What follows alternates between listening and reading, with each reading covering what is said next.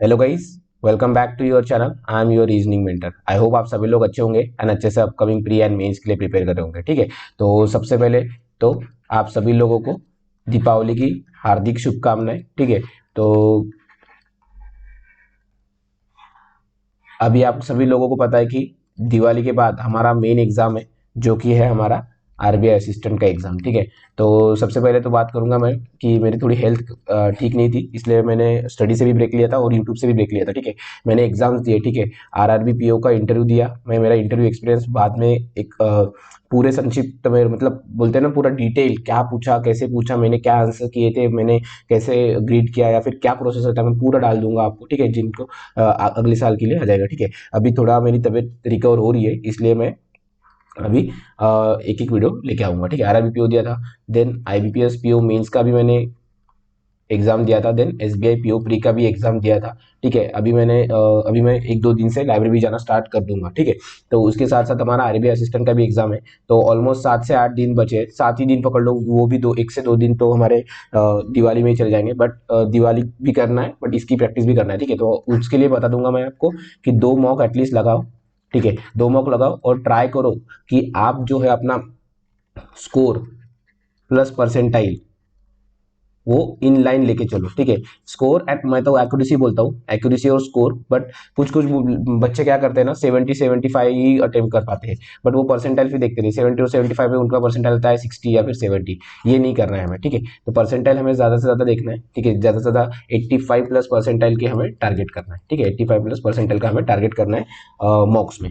और ट्राई कीजिए कि सबसे ज्यादा से ज्यादा क्वेश्चन सॉल्व करो, एनालिसिस का प्रॉपर करो। ठीक है, अभी बात करते हैं, मैं मेरे ये जो दो है आईपीएस पीओ मेंस और एसबीआई पीओ प्री, उसके अटेम्प्ट्स बता देता हूँ। ठीक है, तो सबसे पहले बता देता हूँ एसबीआई पीओ प्री का। ठीक है, सॉरी, इसका मैं आपको सेल्फ गिवन एनालिसिस नहीं लेके आ पाया। ठीक है, क्योंकि वो टाइम पे भी मेरी तबीयत ठीक नहीं थी, अभी थोड़ा रिकवर हो रहा हूँ, तो मैंने सोचा कि अभी स्टार्ट कर देते वीडियो बनाने। ठीक है, तो एसबीआई पीओपी की बात करते हैं। जैसे मैंने एनालिसिस किया बाकी शिफ्ट्स का, तो बाकी shift as it is normal थे। ठीक है, मेरी जो थी वो 6 नवंबर की फर्स्ट शिफ्ट थी। ठीक है, जो कि 8 AM वाली जो रहती है ना, वो शिफ्ट थी मेरी। ठीक है, तो इंग्लिश, क्वांट एंड रीजनिंग की बात करेंगे। ठीक है, इंग्लिश में मैंने 27 अटेम्प्ट किए, इसमें आरसी आया था। देन जो हमारे वर्ड पैराजम्बल रहता है ना, सेंटेंस पैराजम्बल रहता है, सेंटेंस पैराजम्बल आया था। देन क्लोज टेस्ट आया था, मैं जो मुझे याद है वो बता रहा हूँ। ठीक है, क्लोज टेस्ट आया था। आई थिंक एरर डिटेक्शन के भी कुछ क्वेश्चंस थे। ठीक है, एंड देन बाकी मिसलेनियस क्वेश्चंस थे। ठीक है, ये था। क्वांट में था, क्वांट में हमारी इसमें मिसिंग नंबर सीरीज थी 6 क्वेश्चंस। देन हाँ, क्वांट में मेरे अटेम्प्ट हुए 18। ठीक है, अभी मैं बता दूंगा कि मैंने मेरे क्या अफेक्ट हुआ मेरी पढ़ाई पे और मेरा स्पीड पे भी, मैं वो भी बताऊंगा। ठीक है, जिन लोगों का भी ऐसा कुछ हुआ तो उन लोग यहाँ से ऐसे रिकवर कर सकते हो। ठीक है, missing number series, then approximation बोल सकते हैं 6 क्वेश्चंस डीआई थे। तो एक दिया था दो, जो कि 6 क्वेश्चंस का था, वो मैंने किया, जिसमें I think G and M की वैल्यू निकालनी थी। ठीक है, 120 150 या कुछ 20 ऐसी वैल्यू आ रही थी इसकी। ठीक है, मुझे भी एग्जैक्ट याद नहीं। तो ये दिया क्या, इन तीनों में मिला के मेरे 18 क्वेश्चन हुए। यहाँ पे मेरी स्पीड बहुत कम हो गई थी। ठीक है, रीजनिंग में बात करेंगे, रीजनिंग में मेरे हुए 26 अटेम्प्ट। ठीक है, इसमें मेरा जो ब्लड रिलेशन था, ठीक है, ब्लड रिलेशन नहीं बना, मतलब मैंने फर्स्ट इसमें बना, सेकंड इसमें बना, बट मुझे वहां पर डाउट लग रहा था, तो इसको मैंने लीव कर दिया। ठीक है, क्योंकि लास्ट ईयर भी ऐसा ही हुआ था कि ब्लड रिलेशन में मैं फंस गया था, तो उस वजह से मैंने एसबीआई पीओ भी फंसा था मैं, तो उस वजह से मैंने उसको लीव कर दिया, तो उसमें उसको बनाया नहीं, फिर मुझे टाइम ही नहीं मिला। ठीक है, देन एक पजल थी। ठीक है, एक पजल नहीं बनाई, एंड आई थिंक 2 से 3 कुछ मिसलेनियस के क्वेश्चन, 2 to 3 जो मिसलेनियस के क्वेश्चन है वो मैंने नहीं बनाए, बाकी मैंने पजल्स बाकी सब किया था। सिलॉक्स थे, देन इनइक्वालिटीज थी, इनइक्वालिटीज थी, सिलॉक्स थे, देन हमारा कोडिंग डिकोडिंग थी, एंड आई थिंक 2 से 3 पजल्स बिठाए थे मैंने। ठीक है, तो ये किया था मैंने। ठीक है, तो ये मेरा टोटल मेरे 71 अटेम्प्ट हुए।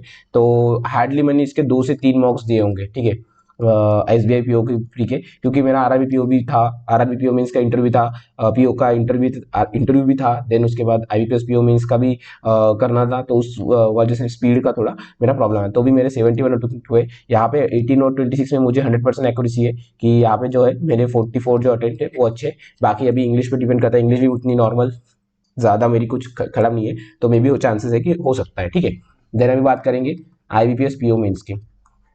ठीक है। IBPS PO में इसमें मैंने 100% नहीं दे पाया मेरा, क्योंकि मैं इंटरव्यू की भी प्रिपेयर कर रहा था, तो उसमें थोड़ा मुझे एक जो है टाइम का इशू लगा। ठीक है, रीजनिंग की बात करेंगे। रीजनिंग में 2 मार्क्स वाले क्वेश्चन, 1 मार्क्स वाले क्वेश्चन। ठीक है, 2 मार्क्स वाले क्वेश्चन मैंने 3 किए एंड 1 मार्क्स वाले क्वेश्चन मैंने 10 किए। ठीक है, देन बात करते हैं जीए की।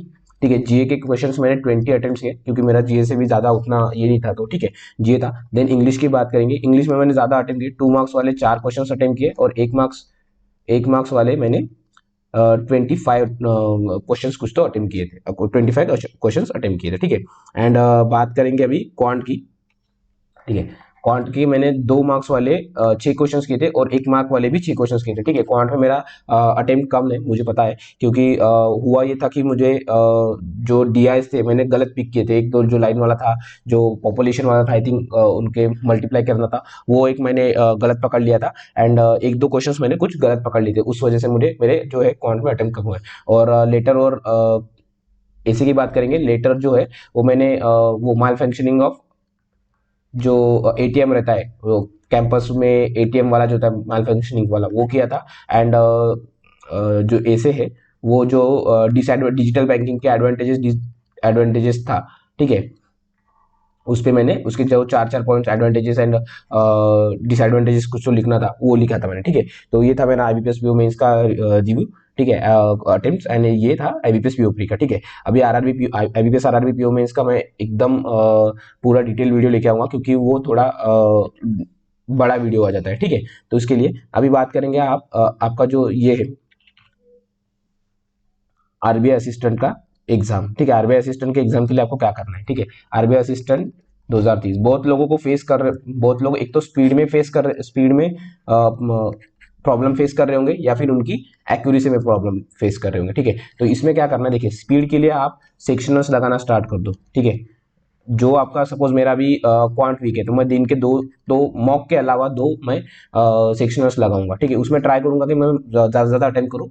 पहले तो मैं अटेम्प्ट की तरफ ध्यान दूंगा, देन उसके बाद एक्यूरेसी की तरफ जाऊंगा। ठीक है, क्योंकि अगर हम एक्यूरेसी को करेंगे, एक एक धीरे धीरे सॉल्व करेंगे, तो वो अटेम्प्ट हमारे बढ़ेंगे ही नहीं। तो हमें पहले अटेम्प्ट बढ़ाना है, देन उसके बाद थोड़ा थोड़ा उसको करेक्ट करते हुए जाना है। ठीक है, तो ये 2 सेक्शनल्स लगाना स्टार्ट कर दो स्पीड के लिए, प्लस जो आपका फुल मॉक है।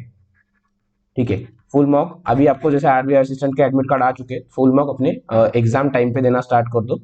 ठीक है, ये हो गया। देन अभी एक्यूरेसी की बात करेंगे। एक्यूरेसी में बहुत सारे लोग इंग्लिश में 25, कोई लोग 30 भी अटेम्प्ट करते थे, और उनके मार्क्स आते हैं 17-18।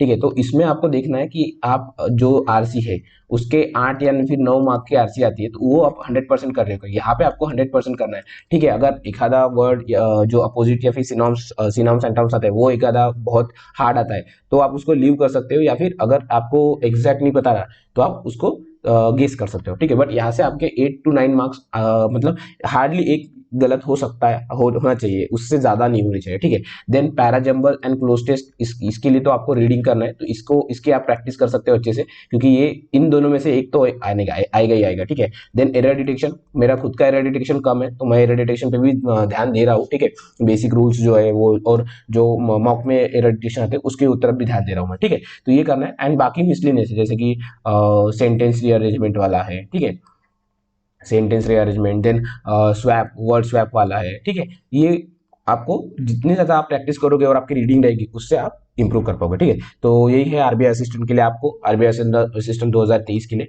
ठीक है, तो मेरा एग्जाम जो है, मेरा एग्जाम 18 तारीख को है 10:30 बजे वाली शिफ्ट में। ठीक है, आपका भी कब है, तो आप मुझे कमेंट करके बताना। ठीक है, तो इसके लिए मेरी तो नॉर्मली प्रैक्टिस है, मैं 2 मॉक दूंगा डेली के, और जो मेरा वीक सेक्शन है तो उसके मैं सेक्शनल्स लगाऊंगा। ठीक है, ये तो मेरी अभी के लिए प्रैक्टिस रहेगी फिलहाल के लिए। ठीक है, देन उसके बाद मैं SBI PO मेंस के लिए भी स्टार्ट कर दूंगा। ठीक है, और बात रही हमारी जो हमारे मेंस लेवल पजल्स के, ठीक है, तो सॉरी कि मैं आपको IBPS क्लर्क मेंस के लिए हमने किए थे, देन IBPS PO मेंस के लिए हमने नहीं किए थे।